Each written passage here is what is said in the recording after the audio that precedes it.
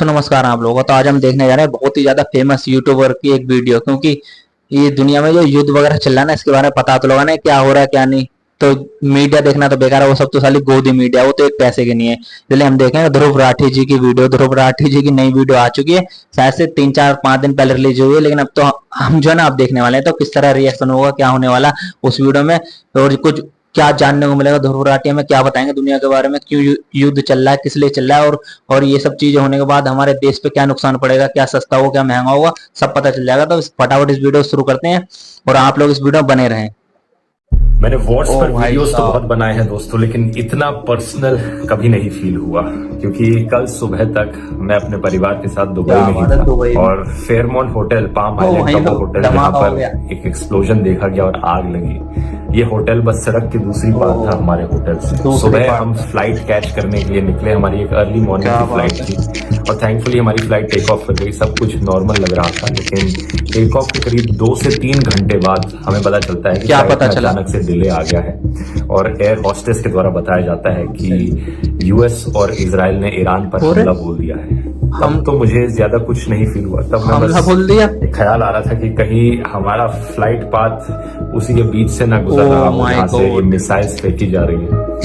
लेकिन जब हम लैंड किए तब पता चला कि आखिर हो क्या रहा है। शाम को ये फोटोज और वीडियोस देखने को मिले कि दुबई एयरपोर्ट पर पूरा धुआं धुआं हो रखा अरे। है, पूरा इवैक्यूएट कर दिया गया, सारी फ्लाइट्स कैंसिल हो गई, सारी फ्लाइट कैंसिल और हो गई। इवन बुर्ज खलीफा के पास ड्रोन्स को इंटरसेप्ट किया जा रहा है। बुर्ज अल अरब पर मिसाइल्स को इंटरसेप्ट करने के बाद उसका डेब्री गिर रहा है, उससे कहीं पर आग लग रही है। अरे, बहुत ही ये सब shocking क्या है? और Oh my God! भाई Especially साहब। इसलिए क्योंकि कुछ फैमिली मेंबर्स थे मेरे साथ जिनकी फ्लाइट कुछ घंटे बाद की थी और वो अपनी फ्लाइट अनफॉर्चुनेटली नहीं कैच कर पाए। उनकी क्या फ्लाइट बात कैंसिल है। हो गई और वो अभी सही- तक सही दुबई हुआ। के एयरपोर्ट पर ही फंसे हुए हैं और कोई पता नहीं अब कि कब एयरपोर्ट वापस खुलेगा, आगे क्या होगा। लेकिन इस सब में अच्छी खबर यह है क्या कि खबर UAE है? का एयर डिफेंस सिस्टम बहुत स्ट्रांग है। ऑफिशियल सोर्सेज बता रहे हैं कि 137 मिसाइल्स ईरान की तरफ से फेंकी गई थी यूएई पर, जिनमें से 132 को डिस्ट्रॉय कर दिया गया। 209 ड्रोन स्ट्राइक्स अटेम्प्ट की गई थी, लेकिन 195 को क्या इंटरसेप्ट बात है कर भाई दिया साहब। गया। तो ज्यादातर जगह जहां पर ये आग लगी वो सिर्फ ड्रोन इंटरसेप्ट करने की वजह से जो डेब्री था मिसाइल का या ड्रोन के टुकड़े वो नीचे गिर रहे थे। अच्छा। अब यहाँ ये सब हो क्यों रहा है, आइए समझते हाँ, हैं। यही तो पता लगा ना, हो क्यों रहा है ये सब। इस वीडियो में। अमेरिका और इजराइल ने अमेरिका, मिलकर इजराइल। ईरान पर फुल स्केल मिलिट्री अटैक शुरू कर क्या दिया बात है। वर्ल्ड वॉर 3 तो नहीं कर रहे कहीं? ऑपरेशन को नाम दिया है ऑपरेशन एपिक फ्यूरी और ये कोई एक Operation दिन का Epic स्ट्राइक नहीं है। Fury। यूएस ऑफिशियल्स कह रहे हैं कि ये कई दिनों तक और? चलेगा। We are going to destroy अबे their ऐसे तो हाले missiles पूरी and दुनिया का raise नाश कर their दोगे तुम लोग। missile industry to the बावड़े ground. हो गए हैं It क्या will अपनी ताकत be के नशे में ये लोग? totally again obliterated. Tehran, Isfahan, Qom, Kermanshah, पूरे ईरान में बॉम्ब्स और? गिर रहे हैं। ईरान पे सबसे हमला कर रहे shocking, हैं। ईरान के supreme leader Hayatullah Ali Khamenei के कंपाउंड पर भी स्ट्राइक्स हुई और अब ये कंफर्म हो चुका है कि वो मारे जा चुके हैं। ये चीज ईरानियन स्टेट टीवी ने खुद कंफर्म की। حضرت آیت الله العظما سید علی حسینی خامنه ای در راه سربلندی حرم جمهوری اسلامی ایران شهد شهید क्या है ये بارای सब? شهادت را نوشیدند. ईरान में अब 40 दिन की नेशनल मोर्निंग और 7 दिन की छुट्टी का ऐलान किया और? है। खामेनी अपने ऑफिस में थे जब ये स्ट्राइक हुई। इसके साथ साथ उनकी भाई बेटी, साहब। उनके दामाद और पोती की भी जान गई है। इसके अलावा ईरान की सेना के कई सारे टॉप कमांडर्स भी एक डिफेंस काउंसिल मीटिंग में मारे गए। ट्रंप ने कहा द पीपल दैट कर मेक क्या रहे ऑल हैं द लोग? डिसीजंस मोस्ट ऑफ वर्ल्ड की ऐसी तैसी कर रहे हैं। ईरान की सड़कों पर इसका रिएक्शन बटा हुआ रहा। एक तरफ कुछ लोगों ने जश्न मनाया तो दूसरी तरफ कुछ लोग रो रहे थे। जवाब में ईरान ने सिर्फ इजराइल पर ही नहीं, लड़ाई बल्कि करने तो साले यूएई, आपस में कर लो ना, कतर, गौतम को। बहरीन, कुवैत, सब पर मासूम मिसाइल्स जनता को दागे। क्यों मारते हो? दुबई में धमाके सुनाई दिए। आबू धाबी में एक इंसान की जान गई मिसाइल डेब्री की वजह से। दोहा में यूएस के अल उदैद एयरबेस की तरफ धुआं उठ रहा है। बहरीन में यूएस नेवी के 5th फ्लीट बेस और? पर तो डायरेक्ट हिट हुआ, जिसका ये बहुत ही शॉकिंग वीडियो भी सामने क्या आया। बात है। Shocking Iran video. की आर्म्ड फोर्सेस IRGC ने कहा कि उन्होंने 27 अमेरिकी मिलिट्री बेसिस पर ओहो। हमला किया है। इस ऑपरेशन का नाम ऑपरेशन ट्रू प्रॉमिस 4 रखा गया, लेकिन हमला सिर्फ मिलिट्री बेसिस पर नहीं बल्कि सिविलियन एरियाज पर भी किया गया है। इसका सीधा सबूत दुबई, कुवैत और बहरीन में देखने को मिलता है, जहां क्या कर 5 रहे हैं स्टार लोग साले? होटल से लेकर इंटरनेशनल बेफालतू एयरपोर्ट्स की को अपनी दुनिया टारगेट की किया स्पेस ही गया। मार रहे इमेजिन हैं। करो दोस्तों, इन्हीं गल्फ कंट्रीज में 1 करोड़ से ज्यादा इंडियंस रहते हैं। जहां जहां मिसाइल्स गिर रही हैं वहां आपके रिलेटिव्स, आपके दोस्त हैं, लाखों इंडियन वर्कर्स हैं। इंडिया की एम्बेसी ने एडवाइजरी जारी की है कि इंडियंस अटमोस्ट कॉशन बरतें। इजराइल में भी अकेले 18,000 से ज्यादा इंडियन स्टूडेंट्स हैं। ज्यादातर गल्फ देशों की पूरी एयर स्पेस को क्लोज किया जा चुका है, सारी फ्लाइट्स कैंसिल हो गई हैं। लेकिन अगर ये स्ट्राइक्स फुल स्केल क्या वॉर चल में रहा बदल है? गई तो इसका इंपैक्ट और भी बहुत बुरा पड़ेगा। इंडिया अपना 50% से ज्यादा crude oil straight of Hormuz से इंपोर्ट ओहो। करता है। अभी इंडिया 26 लाख बैरल्स ऑयल हर रोज गल्फ कंट्री से इंपोर्ट करता है। अगर क्या ईरान ने बात है हॉर्मुज को बंद कर दिया तो इंडिया का ऑयल वहाँ तो सप्लाई ऑयल ही नहीं आया रुक तो सकता है। तेल तो महंगा हो रिपोर्ट्स आ रही जाएगा, है कि ईरान पेट्रोल। की फोर्सेस ने स्टेट बंद करने का ऐलान ऑलरेडी कर दिया है।